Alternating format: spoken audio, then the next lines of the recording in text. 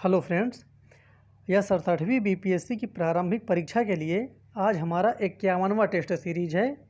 इसमें total 25 question दिए गए हैं। 10 प्रश्न है भारत का जो मध्यकालीन इतिहास है यहाँ से लिए गया है। टोटल प्रश्न मध्यकालीन इतिहास से है। 10 प्रश्न भारत का भूगोल से है और 5 क्वेश्चन बिहार का जो करंट अफेयर है स्पेशल वहाँ से लिया गया है। जो आज के प्रश्नों का टारगेट है वो है कम से कम 18 आपको प्रश्न करने हैं 25 में। अगर किसी का 25 में से 18 हो रहा है तो उसकी तैयारी ठीक ठाक चल रही है, सही है। अगर इससे ऊपर जा रहा है तो आपकी तैयारी बहुत अच्छी है। तो जिसका जितना हो आप लोग एक बार कमेंट करके ज़रूर बताइए कि किसका कितना क्वेश्चन गया। हम लोग देखते हैं आज का क्वेश्चन बहुत ही महत्वपूर्ण है। निम्नलिखित में से किस शासक ने गद्दी पर बैठने के बाद मलिक और सिपाह सालार की पदवी धारण की थी?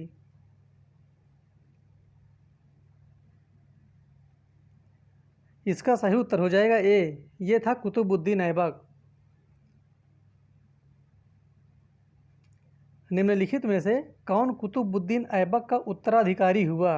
जो कुतुबुद्दीन ऐबक का उत्तराधिकारी था वो कौन है? इसको बहुत सही से करना है। काफ़ी लोग इसका उत्तर गलत भी बताते हैं। इसका जो सही उत्तर हो जाएगा वो है सी, आराम शाह। जो कुतुबुद्दीन ऐबक का उत्तराधिकारी था वो था आराम शाह, लेकिन इसको जल्द ही इल्तुतमिश के द्वारा हटा दिया गया था, लेकिन था आराम शाह। सही उत्तर हो जाएगा सी। इनमें से किसके शासनकाल में मंगोलों का आक्रमण हुआ था? मंगोल का आक्रमण निम्न में से किसके शासनकाल में हुआ था? इसका सही उत्तर हो जाएगा सी, मुइनुद्दीन बहराम शाह के शासनकाल में आक्रमण हुआ था। और जो बहराम शाह था ये रजिया सुल्तान का भाई था। इसका सही उत्तर हो जाएगा सी। मुसलमानों का दक्षिण भारत पर प्रथम आक्रमण किसके शासनकाल में हुआ था? देखिए ये वाला क्वेश्चन बहुत ही महत्वपूर्ण है। यहाँ से आपके 3 क्वेश्चन बनते हैं। अभी उसको बताते हैं क्या क्या बनता है। जो मुसलमानों का दक्षिण भारत पर प्रथम आक्रमण हुआ था वो किसके शासनकाल में हुआ था? तो इसका सही उत्तर हो जाएगा ए, ये हुआ था जलालुद्दीन फिरोज खिलजी के समय। और जो यहाँ से क्वेश्चन बनता है वो सबसे पहले पूछता है कि जलालुद्दीन खिलजी ने दक्षिण भारत में कहाँ आक्रमण किया था? तो इसका सही उत्तर हो जाएगा ए, देवगिरी पर। और देवगिरी पर फिरोज खिलजी का पहला आक्रमण हुआ था। इसके बाद अलाउद्दीन खिलजी के समय तेलंगाना में आक्रमण हुआ। फिर इसके बाद गयासुद्दीन तुगलक के समय जो साउथ इंडिया का वारंगल है उसको जीत कर दिल्ली सल्तनत में मिलाया गया। तो पहले आक्रमण किया गया, उसके बाद उसको जीता गया, तीसरी बार उसको जीत कर दिल्ली सल्तनत में मिलाया गया है। ये सिस्टम चलता है यहाँ पर। अलाउद्दीन खिलजी के द्वारा चित्तौड़ पर विजय किया गया था, कब किया गया था? इसका सही उत्तर हो जाएगा सी, 1303 में किया गया था। और यहाँ से भी 2 क्वेश्चन बहुत इंपॉर्टेंट पूछता है कि चित्तौड़ को जीतकर उसका नाम अलाउद्दीन खिलजी ने खिजराबाद रखा था। खिजरा उसके पुत्र का नाम था, तो उसी के नाम पर इसका नाम रख दिया था चित्तौड़ का खिजराबाद। और इसी अभियान में अलाउद्दीन खिलजी के साथ अमीर खुसरो ने भी हिस्सा लिया था। ये भी क्वेश्चन पूछा करता है। निजामुद्दीन औलिया ने किसके बारे में कहा था कि दिल्ली अभी बहुत दूर है, जिससे उसका सुल्तान से मनमुटाव हो गया था? ये निजामुद्दीन औलिया के द्वारा कहा गया था। इसका सही उत्तर हो जाएगा डी, गयासुद्दीन तुगलक के बारे में। इब्न बतूता द्वारा अपनी पुस्तक रेहला में किस सुल्तान का उल्लेख मिलता है? जो रेहला है इब्न बतूता की पुस्तक है, ये बहुत ही महत्वपूर्ण है। ये उसमें किसका उल्लेख किया गया है? इसका सही उत्तर हो जाएगा सी, मोहम्मद बिन तुगलक का। क्योंकि इसी के समय में इब्न बतूता भारत आया था, मोहम्मद बिन तुगलक के समय। तो जिसके समय में आया है उसी के बारे में वर्णन भी करेगा। दीवान ए रियासत सल्तनत काल का प्रमुख अधिकारी था, जिसका कार्य संबंधित है दीवान ए रियासत का। इसका कार्य था बाजार पर नियंत्रण रखना। सही उत्तर हो जाएगा सी। मसाहत निम्न में से सल्तनत कालीन प्रणाली थी ये किस प्रकार की प्रणाली थी सल्तनत काल में मसाहत? ये प्रश्न आ भी चुका है, एक बार बीपीएससी में भी आया है, यूपीएससी में भी आया है और यूपी का लोअर पीसीएस में भी पूछा गया है। तो ये बहुत ही महत्वपूर्ण प्रश्न है और इसका सही उत्तर हो जाएगा ए। जो मसाहत है सल्तनत काल की, इसका काम था भूमि पैमाइश की, ये एक प्रणाली थी। निम्नलिखित कथन किसके बारे में कहा गया है?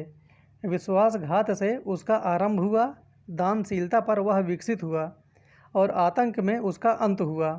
ये कथन किसके बारे में कहा गया है? इसका सही उत्तर हो जाएगा ए। ये कहा गया है अलाउद्दीन खिलजी के बारे में।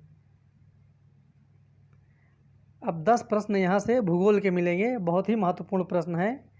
निम्नलिखित में से किसे जुड़वा खनिज कहा जाता है? इनमें से जुड़वा खनिज किसे कहा जाता है?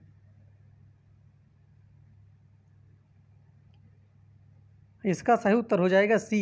सीसा और जस्ता ये दोनों जुड़वा खनिज हैं। निम्नांकित में से बॉक्साइट की प्रमुख खान है, इनमें से बॉक्साइट की खान कौन सी है? इसका सही उत्तर हो जाएगा सी। लोहारदग्गा ये बॉक्साइट के लिए प्रसिद्ध है, यहाँ पर बॉक्साइट की खान है। निम्नांकित में से कौन सा सही सुमेलित नहीं है? जो एक सही सुमेलित नहीं है वो बताना है। देखिए, किसी ने कमेंट बॉक्स में ये कहा था कि जो नहीं वाला क्वेश्चन है उसका भी उत्तर बता दिया करिए, तो आपको बता दिया जाएगा। इसका सही उत्तर हो जाएगा बी, राजहरा और चंद्रपुर। ये मेल गलत है। जो राजहरा है ये झारखंड में है और जो चंद्रपुर है ये महाराष्ट्र में स्थित है। इसका सही उत्तर हो जाएगा बी। झेलम नदी किस पर्वत श्रेणी से निकलती है? झेलम नदी।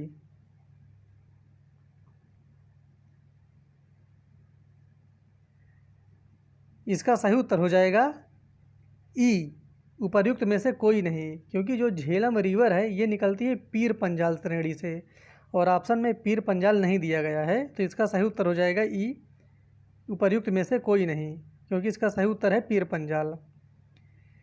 निम्न में से किसे गंगा रिवर का वाटर टावर कहा जाता है? गंगा नदी का वाटर टावर कहा जाता है। इसका सही उत्तर हो जाएगा बी, नेपाल को गंगा रिवर का वाटर टावर कहा जाता है। पोटवार पठार को अन्य किस नाम से जाना जाता है? जो पोटवार का पठार है इससे एक नाम से और जाना जाता है, वो क्या है? इसका सही उत्तर हो जाएगा ए। इसे दिल्ली रिज भी कहते हैं, दिल्ली रिज, पोटवार पठार को। रावी नदी का उद्गम स्थल है, रावी का उद्गम स्थल क्या है? इसका सही उत्तर हो जाएगा सी, रावी नदी का उद्गम स्थल है रोहतांग दर्रा। पार्वती, हुरला, तीर्थन यह सभी नदियाँ किसकी सहायक नदी हैं? ये बहुत ही महत्वपूर्ण प्रश्न है, एक दो बार एग्जाम में आ भी चुका है और ये सभी ब्यास की सहायक नदी हैं। इसका सही उत्तर हो जाएगा डी। गोखुर झीलें पाई जाती हैं, ये काफ़ी सिंपल सा इसका उत्तर है, लेकिन काफ़ी लोग इसका उत्तर गलत दे देते हैं। गोखुर झील कहाँ पाई जाती है भारत में? इसका सही उत्तर हो जाएगा ए, ये पाई जाती है उत्तर भारत के मैदानी भागों में। जलोढ़ शंकु किसका उदाहरण है?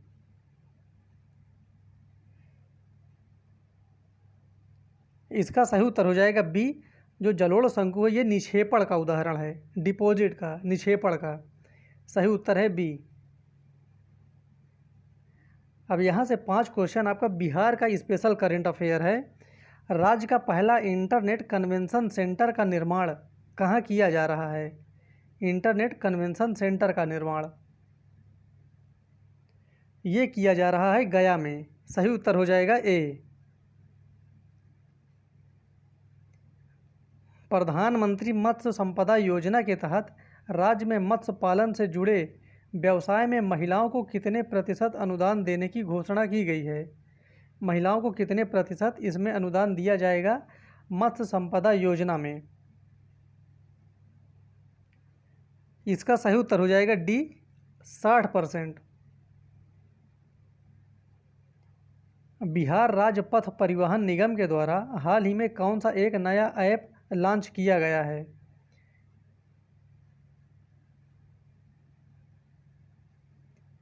इसका सही उत्तर हो जाएगा बी चलो ऐप। इसका सही उत्तर हो जाएगा बी। राज्य का पहला अत्याधुनिक मातृ शिशु अस्पताल का निर्माण किस जिले में किया जा रहा है?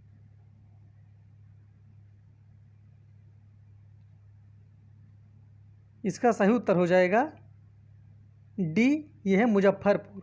इसका निर्माण मुजफ्फरपुर में किया जा रहा है। मुख्यमंत्री के द्वारा हाल ही में कहां पर हेलीकॉप्टर टूरिज्म सेवा शुरू करने की घोषणा की गई है? हेलीकॉप्टर टूरिज्म सेवा। इसका सही उत्तर हो जाएगा बी, ये किया जा रहा है राजगीर में। आप लोग इसको सही सही बताइएगा कि आपके कितने क्वेश्चन सही हो रहे थे, तो उसी के हिसाब से अगला टेस्ट सीरीज बनेगा, थोड़ा उसको और टफ कर दिया जाएगा। फिर मिलते हैं अगले वीडियो में, तब तक के लिए धन्यवाद।